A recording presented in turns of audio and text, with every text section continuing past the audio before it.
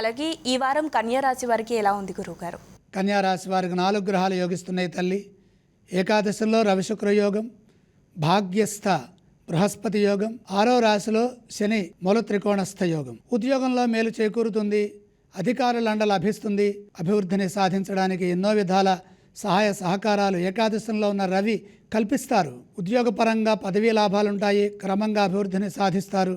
మీ నుండి సమాజానికి ఎంతో మేలు చేకూరుతుంది. ఉపకార బుద్ధితో కృషి చేసి కీర్తి ప్రతిష్టలు సంపాదించండి. ముఖ్యమైన కార్యక్రమాల్లో ఆశించిన లాభాలుంటాయి.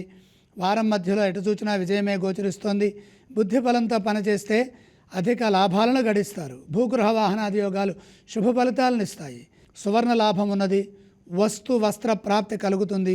ఆర్థిక వ్యయం పెరగకుండా జాగ్రత్తగా ఖర్చు చేయండి. చంచలత్వం లేకుండా స్థిరచిత్తంతో పనిచేయడం ద్వారా వ్యాపారంలో మేలు చేకూరుతుంది. రుణ సమస్యలు తీరుతాయి. బంగారు భవిష్యత్తు లభించే వరకు కృషిని కొనసాగించండి. అదృష్ట యోగం సూచితం. వివాదాలకు అవకాశం ఇవ్వకుండా సామరస్య ధోరణితో వీలైనంత వరకు శాంతంగా ఉండాలి. సౌమ్యంగా సంభాషించాలి. ఈ రాశివారు ఏ స్తోత్రం పఠిస్తే బాగుంటుంది?